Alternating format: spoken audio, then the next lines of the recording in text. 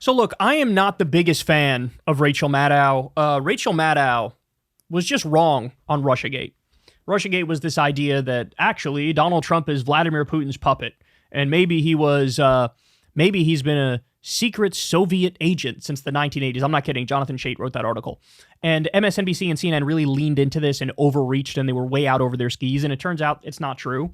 The Mueller report came out. There was no direct connection to Russia. If anything, the criticism of Trump vis-a-vis Russia is that he was way too standoffish and way too hawkish and way too much in agreement with the neocons and the so-called deep state, right? He did a NATO buildup on his border, armed Ukraine, axed one of the pipelines that Russia had a deal to have a pipeline. Trump said, no, we're not going to do that pipeline. So there's certainly criticisms of Trump and his circle. I mean, for example, one of the things we learned with all these investigations into him is that you had, what was it? Was it Michael Flynn, who was acting as basically a Turkish agent, an unregistered Turkish agent? You had Paul Manafort had some corruption stuff vis-a-vis Ukraine. There were a number of people in his administration that it's like, yeah, they did have very dirty ties and potentially committed crimes, but it wasn't what was claimed, which is Trump is Vladimir Putin's puppet. Okay, so she's had a track record of not being great on stuff like that. However, this clip right here, which you're about to see, and I think this was actually recorded a little while ago, but I wanted to bring it to your attention now because it actually adds up when you see all the clips of Trump and what he's saying and what's going on behind the scenes. This really sheds light on what Trump's plan is going to be on Election Day, where he's already made it clear, if I lose, I'm really not going to accept it. He's already laying the groundwork saying that I won already, right? And one of the things he said is, oh, actually, I won Minnesota. He was down 7 points. He lost by 7 points in Minnesota in 2020. That's preposterous to say he won Minnesota. And he's saying, oh yeah, we're going to win it this time too. And, you know, just this notion that if I lose, it's not legitimate. If I win, it is legitimate. That's the idea. Well, there's some scary people in some scary positions that could really throw a wrench into the election functioning as it should. Right. So here, she's going to lay this out for us, and then I'll break it down for you a little bit more. Here we go. There's a lot going on at the surface level in terms of donors and campaign positions and campaign strategy and the way they're behaving in public. There's a lot that is weird about this campaign thus far. But there is one last thing in terms of the weirdness of this campaign that I think is actually quite serious. You probably heard this weekend that Donald Trump told an audience on Friday night that if they vote for him this November, if he's voted back into office this November, they will never have to vote again. He told an audience on Friday to, quote, get out and vote just this time. He said after this time, quote, you won't have to do it anymore. You won't have to vote anymore. To just interject here real quick, of course, the liberal interpretation of this is, yet again, this is showing his authoritarian instinct and that he's like, I don't want to have any more elections after I win this next one. That's the liberal interpretation of it. There is another interpretation of it that he was saying, I'm going to fix the things so thoroughly that like you won't even want to vote again, and so you don't even have to vote again because I'll fix everything, right? I mean, here's the problem. To give a guy like Trump the benefit of the doubt after he tried to overturn the last election, after he did the fraudulent elector slates, after he tried to delay the certification of Joe Biden in Congress, they were still making phone calls even after January 6th, like later in the day on January 6th. And they were calling senators and saying, don't certify Joe Biden, right? He sat there for 3 hours as a mob was rioting in the Capitol. To give that guy the benefit of the doubt, to give the guy who just said, I love Xi Jinping. He rules China with an iron fist. He was implying an iron fist is a good thing. There's a guy who tried to invoke the Insurrection Act. He's very clearly deeply authoritarian, and he looks up to authoritarians. So I wouldn't give him the benefit of the doubt on this comment. So I actually agree way more with the liberal interpretation of this quote than, you know, and this is what Trump does. He gives himself just enough plausible deniability to be like, I didn't mean the thing that I obviously meant. All right, let's continue. She's going to break down how they do have a plan and they do have the wheels in motion, and it can get really ugly when the vote counting starts. He said, quote, in 4 years, you don't have to vote again. We'll have it fixed so good, and you're not going to have to vote. Now, this is not the first time Trump has told a campaign audience that they will never have to vote again once they vote him back in this time. And that is as alarming as it sounds for all the reasons that you immediately think it is, right? I mean, he's positing this like this is a happy thing. Oh, joy, never having the burden of voting again, right? The point of democracy is that we vote all the time, and we like it. That's how we decide what happens in our country. He's promising his followers that he'll end all of that. And it's exactly what you think it is. But let me also point out something more strange, which has been happening at the same time, and it hasn't had as much attention. The day before Trump made those remarks on Friday, he said, you're never going to have to vote again after you vote for me this one time. The day before that, on Thursday last week, he didn't say that people wouldn't have to vote anymore once he was elected this November. No, the day before that, on Thursday, he told his supporters, not that they're not going to have to vote again, but that they don't have to vote this time, that they don't need to vote for him this November. My instruction, we don't need the votes. I have so many votes. My instruction, we don't need the votes. I have so many votes. He said that on Thursday last week. And it turns out this is something, when you look, he says this all the time now. Watch. My instruction, we don't need the votes. I have so many votes. We don't need votes. I tell my people, I don't need any votes. We got all the votes we need. I don't need votes. We don't need votes. We got more votes than anybody's ever had. You don't have to vote. Don't worry about voting. The voting, we got plenty of votes. Don't worry about voting. Of all the weirdness around this campaign. Why did he say that so many times, too?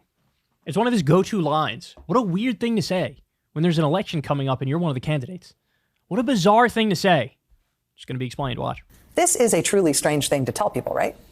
Don't vote. I don't need your vote. I don't want your vote. I mean, all the surface level weirdness is, worth noting. Having a new position on literally anything you can think of as soon as any random rich guy tells you to. That's a weird thing. Picking the eccentric billionaire's intern for your running mate, even though you apparently had no idea who he was or what a disaster he is on television. All of this is weird. But telling voters, do not bother to vote for me. It doesn't matter if you do. I don't need your votes. That is a thing that should prick up your ears. Because what that means is that he doesn't think he needs to win the vote to win the election. He doesn't think he needs to win the election in order to take power. He thinks something other than votes is going to determine whether or not he gets back in the White House. At Rolling Stone today, they profile 70 different election officials who have been put into position in the swing states of Arizona, Georgia, Michigan, Nevada, North Carolina, and Pennsylvania, who are election denialists, committed election denialists, officials that have been put in place in all of those swing states to make sure that election results, no matter what they are, do not get certified in those states this year. Quote, at least 22 of these election officials have already refused or delayed certification processes in recent elections. According to Democratic election lawyer Mark Elias, quote, I think we are going to see mass refusals to certify the election in November. Quote, Republicans are counting on not just that they can disrupt the election in big counties, they're counting on the fact that if they don't certify in several small counties, you can't certify statewide results. 70 officials in place across just the swing states. For all the surface level weird behavior and language and strange choices and incoherence and odd donors in the Republican campaign, the serious core at the heart of it is that they are not planning on the vote being counted as normal. They are not counting on the election results being tallied as normal. They are not counting on the vote. And in fact, Trump is now repeatedly saying the vote will not matter. He doesn't even want your vote. The Republicans are counting on the election results not being certified, thereby creating chaos in Washington around the results. Just like 2020, right? Just like January 6, 2021, except this time with no Mike Pence in the way and with Republican officials already in place in multiple states saying, yeah, you may not get any sort of official vote. The weirdness of this campaign is astonishing 99 days out. The dislocation from real campaigning, though, the dislocation from actually asking people for their votes, that means something. It means they are not trying to win this thing in a normal way. So 99 days out, as Democrats stand up what, by all accounts, looks like a juggernaut traditional campaign under Kamala Harris, are they prepared for this level of weirdness after the votes are cast? I don't know the answer to that. And it's kind of terrifying, isn't it? So look, the bottom line is, if Trump loses, they're going to try to say, no, he didn't lose. He didn't lose. We're contesting. And that article that you referenced, I have it right here. The swing state election officials are pro-Trump election deniers. Nearly 70 pro-Trump conspiracists are election officials in key battleground counties, and they are poised to make a giant mess on Election Day.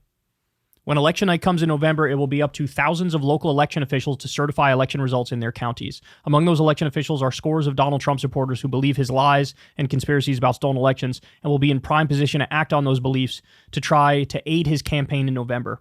In the swing states of Arizona, Georgia, Michigan, Nevada, North Carolina, and Pennsylvania, Rolling Stone and American Doom identified nearly 70 pro-Trump election conspiracists currently working as county election officials who have questioned the validity of elections or delayed or refused to certify results. At least 20 of these county election officials have refused or delayed certification in recent years. Certification of election results is what legal experts consider a ministerial task, one required by state and local law. But as Trump's lies about the 2020 election have taken hold, Republicans nationwide have decided that certification provides them an opportunity to hear fraud allegations and refuse to officially count their local votes. Republicans have refused to certify election results at least 25 times since Trump lost the 2020 election to President Joe Biden. Quote, I think we are going to see mass refusals to certify the election in November, says Democratic election lawyer Mark Elias. Everything we are seeing about this election is that the other side is more organized, more ruthless, and more prepared. While refusals and delays of certification have not held up in court in Georgia and Arizona, pro-Trump election officials are seeking to make certification discretionary lawsuits that are currently being decided by state judges in order to give his campaign another method to challenge election results in November. Polls indicate that the race between Trump and presumptive Democratic presidential nominee Kamala Harris will be close. If employed on a large scale, the certification refusal movement would have disastrous consequences, fueling the fire of election conspiracies and delaying the tallying of votes crucial to determining the next president. When you look at this, it is kind of terrifying that it's true. Trump keeps saying, I don't need your vote. And then he's also like golfing most of the week at his properties and doing like very few rallies. He did a rally in like Montana and then took like a week off in the middle of the campaign, right? Like you put all of it together and it does sort of look like he feels like even if I lose, yet again, I'm just going to say I didn't lose and I might have and the question is, does he have enough people in enough positions of power to gum up the works and try to take it? The only thing the Democrats have on their side right now is that Trump is not the current sitting president, right? So he wouldn't be able to have his pressure his own Department of Justice, like under Bill Barr, to, release a statement saying there's mass fraud and we're going to seize the voting machines, right? He can't, as they said they might do, let's declare martial law and say that I'm staying in power. He's not in the White House, so he can't do those things, but he still can do a lot of damage. He can still gum up the works, and he could also still sort of direct his supporters to fucking riot and Lord knows what else. And I don't know if Democrats are prepared for, if Trump loses, what he's going to do. He's never going to go silently into the night. I mean, he claimed, guys, this is an interesting fact. I don't know how many of you know this. In 2012, when Mitt Romney lost to Barack Obama, Trump was on Twitter saying, we need a revolution. Like, the vote is wrong. This is incorrect. Obama stole it. We need a revolution now. He was willing to say that about Mitt Romney, who he doesn't even really like. Obviously, he wouldn't accept his own election loss in 2020, still saying it's fraudulent to this day. And then we're iceberg dead ahead is what I have to say to people. So I hope the Democrats are lawyered the fuck up and they're ready to go. Because if he loses, he is not going silently into the night. And he has a fucking plan. He has a plan. The question is, does he have enough of the election deniers in enough powerful positions? But the fact that there are 70 in the swing states, they're going to cause a lot of trouble. They're going to cause a lot of trouble. And Democrats need to be prepared because he has a plan to try to seize power even if he loses. Hey, y'all, do me a favor and like and subscribe. It helps out big time in the algorithm. Click the bell as well for notifications when videos drop. And watch that video on screen right now. You know you want to.